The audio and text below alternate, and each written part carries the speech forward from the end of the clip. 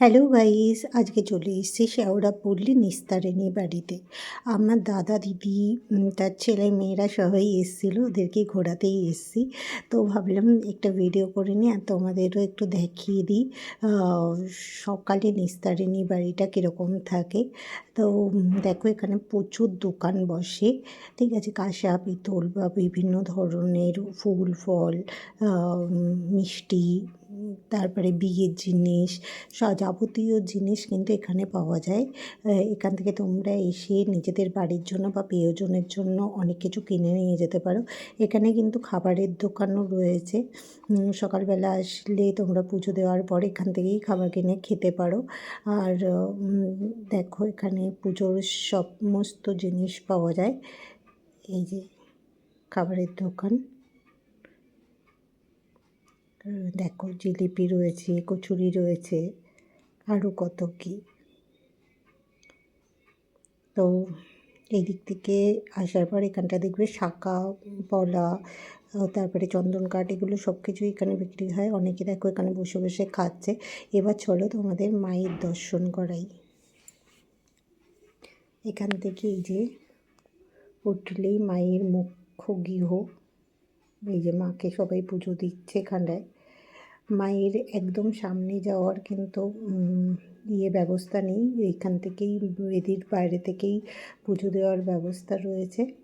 এখানে পুজো দিয়ে অনেকেই এখানে সকালের খাবার খেয়ে তারপরে বাড়ি যায়।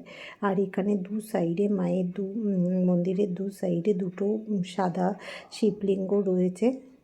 এই যে তারপরে আর একটু এগিয়ে আসলেই তোমরা দেখতে পারবে এখানে অনেকগুলো মূর্তি রয়েছে। আর আমাদের ভাগ্যটা এতটাই ভালো ছিল যে সেই সময় এখানে পুজোয় পুরোহিত বসেছিল। দেখো কি সুন্দর। চলো তোমাদেরও দর্শন করিয়ে দিলাম পুজোর কিছু দৃশ্য।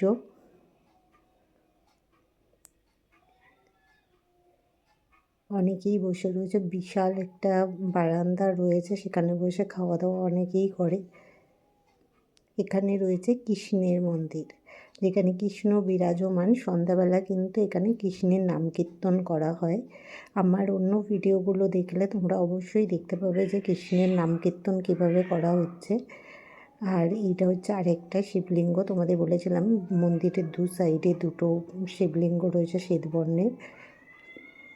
এরকম ভিডিওটা কেমন লাগলো অবশ্যই জানিও। মন্দিরটা কেমন লাগলো, মন্দিরটা কিন্তু দক্ষিণেশ্বরের মন্দিরের থেকেও পুরনো, প্রচুর পুরনো একটি মন্দির।